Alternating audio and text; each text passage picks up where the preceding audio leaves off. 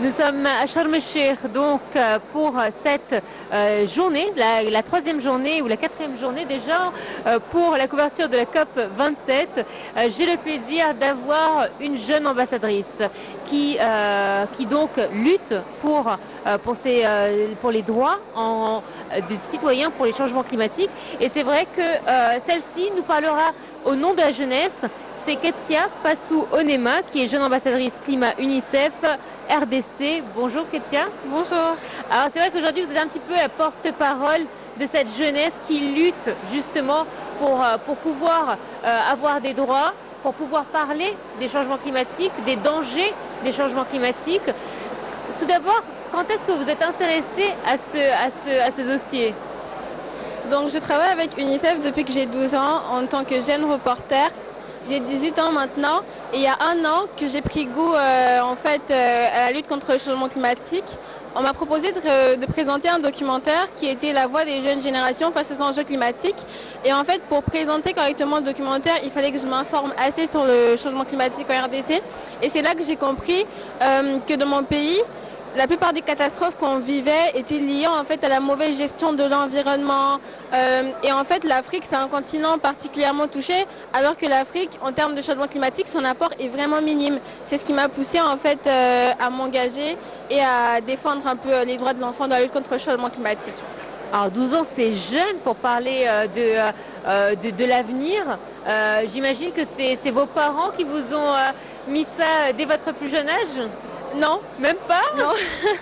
En fait, il y a un programme dans mon pays, c'est les jeunes et les enfants reporters. Ça veut dire que UNICEF organise des formations dans les écoles et en fait on forme les meilleurs à partir d'une certaine tranche d'âge et j'ai bénéficié de cette formation à l'âge de 12 ans et c'est à l'âge de 17 ans que j'ai pris goût et que je me suis centrée vraiment sur la question climatique. Donc on a la crème de la jeunesse.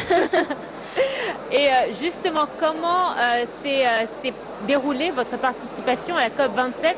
Quand est-ce qu'on vous a dit vous participerez à cette COP? Ok, donc dans mon pays, parce que je suis dans le compte de UNICEF RDC et de la jeunesse congolaise, dans mon pays, en fait, on a mené pas mal d'activités avant la COP 27. L'après-COP 27 était organisée à Kinshasa en RDC. Donc on a eu des tables rondes avec les enfants de différentes provinces, on a fait des marches. Et en fait, c'est à l'issue de toutes ces activités qu'on a confirmé notre participation ici. Et comment vous trouvez-vous justement le déroulement de cette édition? Oui, moi je trouve que ça va. Il y a particulièrement quelque chose que j'aime, c'est le fait que les jeunes, ils sont vraiment présents et qu'ils ont compris en fait leur apport dans le changement, dans la lutte contre le changement climatique et qu'ils s'engagent pour ça. Ça, c'est particulièrement ce que j'aime. Mais on attend de voir ce que ça va donner parce que je pense qu'il faut quand même qu'à la 27e COP, qu'il y ait quand même des actions concrètes. Moi, j'étais pas née à la première COP, je suis née en 2004. Ça fait 18 ans que je suis sur Terre. Il y a eu 18 COP qui sont passées depuis ma naissance, mais il n'y a toujours pas vraiment de changement.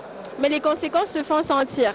Moi, ce que j'attends, c'est vraiment qu'il y ait un changement réel et que les décideurs prennent des décisions audacieuses pour pallier à ce réchauffement et ce changement climatique. Donc, si j'ai bien compris, il est temps d'agir.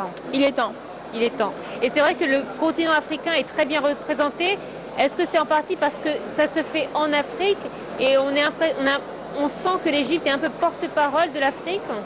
Oui, moi je pense que c'est aussi le fait que ça se déroule en Afrique, qu'il y a cet